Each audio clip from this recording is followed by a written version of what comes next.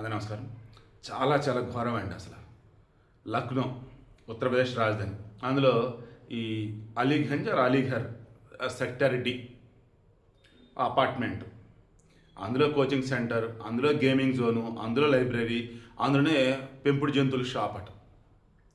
మధ్యాహ్నం అరౌండ్ 3 ఆ సమయంలో ఒక్కసారిగా షార్ట్ సర్క్యూట్ అయిపోయింది. భయంకరంగా పొగలు వచ్చేసాయి, మంటలు వచ్చేసాయి.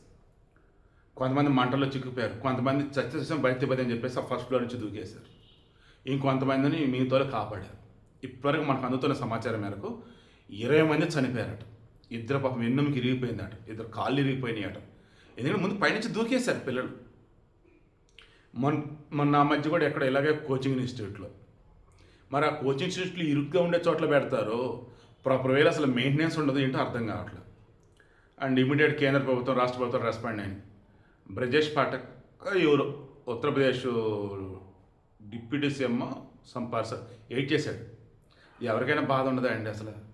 చదువుకునే పిల్లలు అయ్యండి దారుణంగా చనిపోయారు. దారుణం బిల్లు మీద దూకేశారండి. యోగి ఆదిత్యనాథ్, ప్రధాని మోదీ అంతా షాక్ అసలు. యావత్ దేశం, ప్రపంచం షాక్ అసలు. లక్నో చరిత్రలో ఇంత ఘోరమైన ప్రమాదం అసలు ఇప్పుడే లేదంట.